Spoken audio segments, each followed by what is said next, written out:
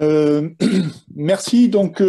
Avant de parler des métiers de l'environnement et du développement durable, je vais faire un rapide tour des formations qui sont dispensées à l'EUR Odyssée. Donc, elles sont présentées ici. Vous voyez tout d'abord un certain nombre de licences dans le domaine des sciences humaines et sociales, des licences donc générales de géographie, histoire, psychologie, sociologie, anthropologie, et également une licence professionnelle SIG, système d'information géoréférencé, qui est en fait de la géographie.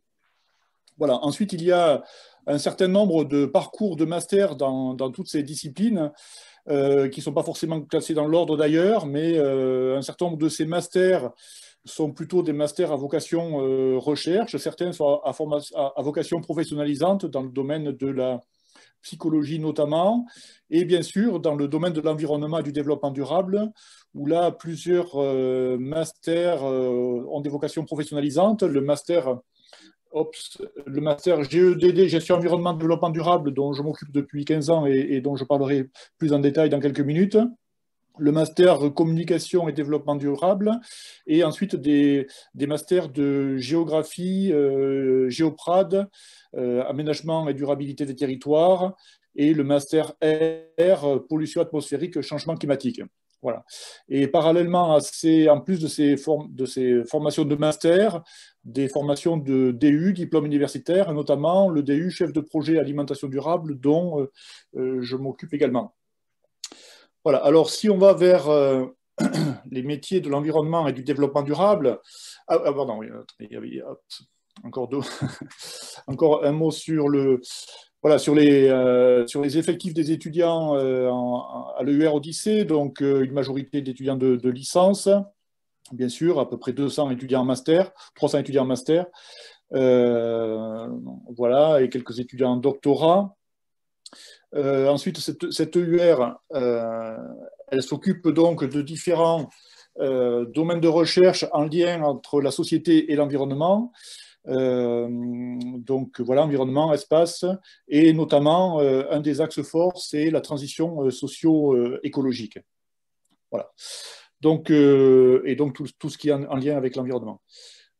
Alors, pour en venir à la question de l'environnement et du développement durable, donc ça fait déjà une cinquantaine d'années que on s'est rendu compte qu'un développement infini dans un monde fini ne serait pas tenable bien longtemps. Donc, il y a un certain nombre de réunions internationales qui ont pointé ces problèmes.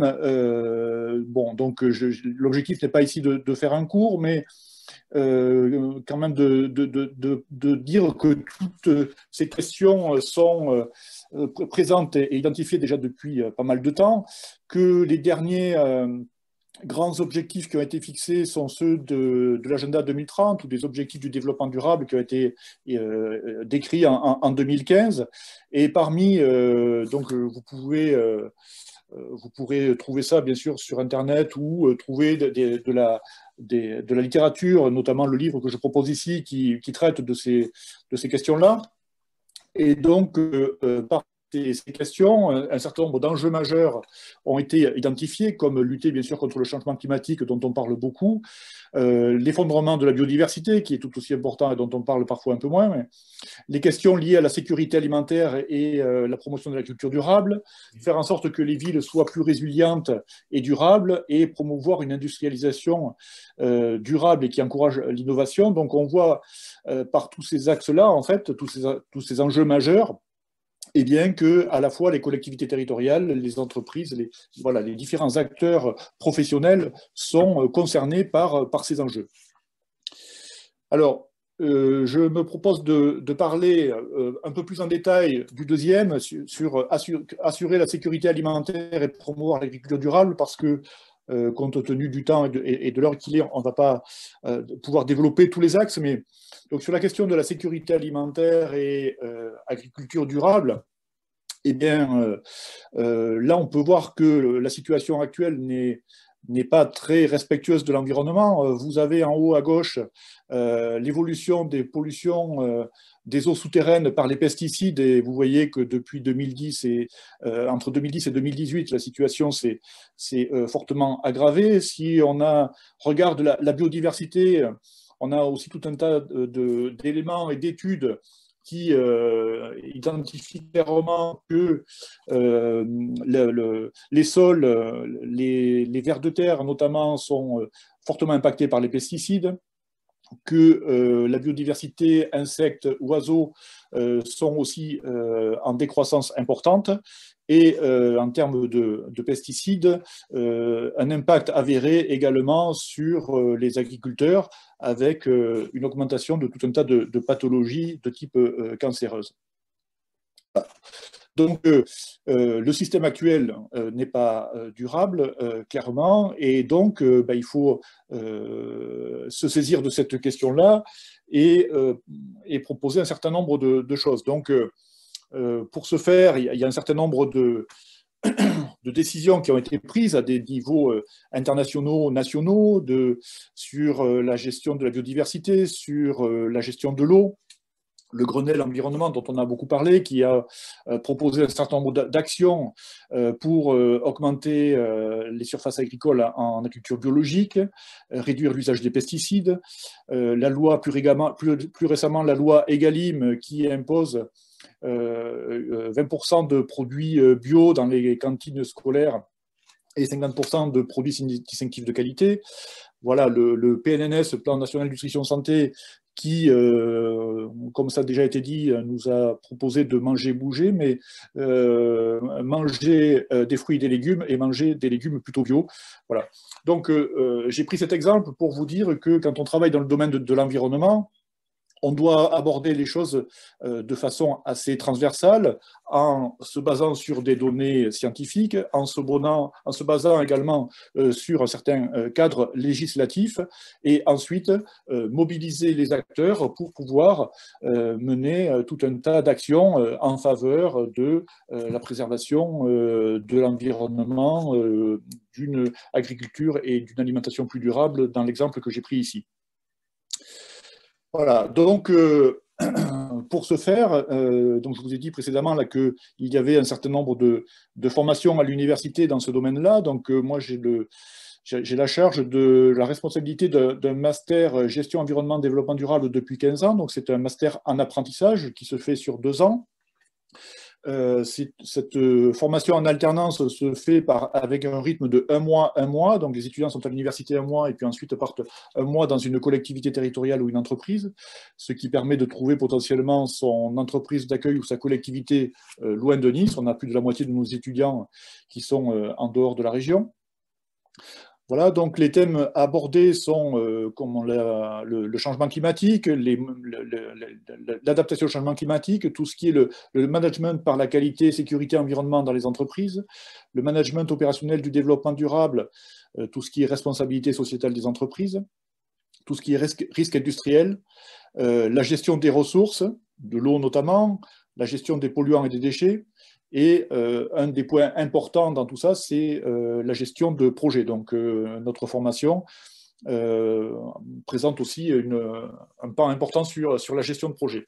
Voilà, donc cette gestion de projet, elle est aussi menée, bien sûr, dans le cadre de l'alternance, hein, puisque les étudiants en alternance vont travailler soit dans une collectivité territoriale, soit dans une entreprise, dont le cœur de métier de l'entreprise peut être soit le domaine de l'environnement, gestion de l'eau, gestion des déchets, mais le secteur d'activité peut être tout autre.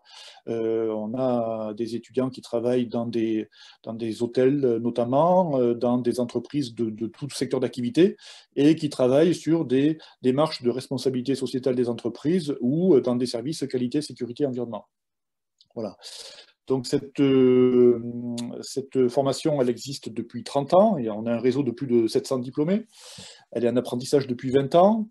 On est certifié ISO 9001 depuis 2007, puisqu'on s'applique à nous-mêmes les systèmes de management que l'on apprend aux étudiants. On est classé parmi les meilleures formations depuis une quinzaine d'années dans le domaine du développement durable. Donc, je ne présente pas ici le détail des enseignements, mais vous pouvez trouver tout ça sur notre site internet, gedd.unis.fr. Vous pourrez, si vous êtes intéressé, assister à une journée porte ouverte qui aura lieu, pas ce samedi-ci, mais le samedi suivant, en visioconférence. Et donc, les modalités pour accéder à cette journée porte ouverte seront données depuis notre site internet ou depuis les réseaux sociaux du Master GEDD. Voilà.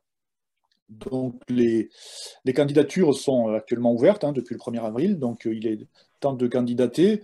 On a chaque année des personnes qui sont en reconversion professionnelle. Parfois, les personnes en reconversion professionnelle intègrent directement le M2, donc il n'est pas forcément nécessaire de passer par la fois M1, M2. On a un certain nombre de personnes qui arrivent directement dans le M2 et qui souvent peuvent justifier des prérequis du M1. Et voilà, les quelques personnes qui viennent en formation continue, généralement, ça se passe très bien et s'intègrent complètement à la promotion qui est faite d'une vingtaine d'étudiants, souvent des étudiants qui sont en parcours initial, donc qui sortent d'une licence, donc qui ont 21, 22, 23 ans. Voilà. Voilà. L'autre formation dont je m'occupe, c'est le DU chef de projet en alimentation durable. Donc, c'est une formation qui a été co-construite avec la ville de Montsartou et l'association 1 Plus Bio, l'association 1 Plus Bio qui fédère les collectivités engagées dans la restauration collective bio. Voilà, donc cette formation, elle existe depuis 4 ans, elle se déroule à Montsartou. Et elle a été créée parce que pas mal de collectivités en fait, sont inspirées par ce qui est fait à Montsartou, où 100% des cantines sont biologiques. La ville de Montsartou a une régie agricole, donc les produits légumes sont cultivés sur le territoire. Voilà. Et donc, cette formation de DU chef de projet d'alimentation durable, elle est constituée de 3 semaines de cours et de 6 mois de stage.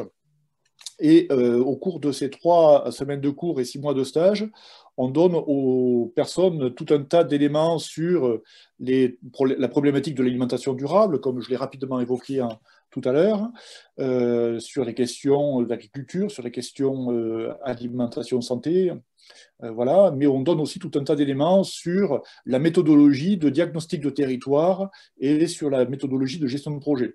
Et donc, dans les phases de stage, on demande aux personnes de réaliser un diagnostic de territoire et ensuite, à la lumière de ce diagnostic de territoire, de définir un plan d'action pour construire ce qu'on appelle un projet alimentaire territorial.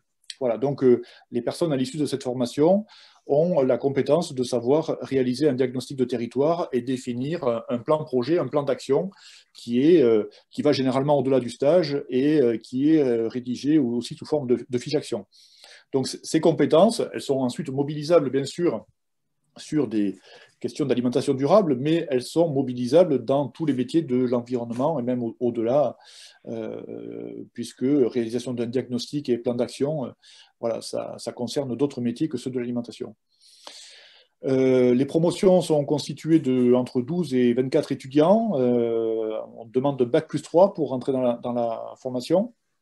Et donc, elle s'adresse à des agents territoriaux, des élus, des personnes en reconversion professionnelle ou des étudiants sortant de licence générale ou plutôt sortant d'un master dans le domaine de l'environnement ou d'une école d'ingénieurs en agronomie et qui veulent compléter leur formation par une compétence sur l'alimentation durable et sur la méthodologie de construction d'un projet alimentaire territorial. Voilà, donc bien sûr pour rentrer dans cette formation, il faut trouver un stage, puisque toute la validation du travail et de l'acquisition du diplôme se fait sur la base du rendu de stage, diagnostic de territoire et plan d'action. Voilà, donc pendant les phases de stage, il y a un suivi individualisé des étudiants par un référent universitaire. Et donc, oui, dans cette formation, on a chaque année à peu près un tiers, donc une petite dizaine de personnes qui sont en reconversion professionnelle, voilà, et qui généralement sont sont satisfaits de la formation et qui trouvent un emploi à l'issue, soit dans une collectivité territoriale, soit qui montent leur structure d'accompagnement des collectivités, puisque ces questions d'alimentation ont été délaissées pendant pas mal d'années par les collectivités, mais maintenant sont fortement considérées. Voilà. Merci.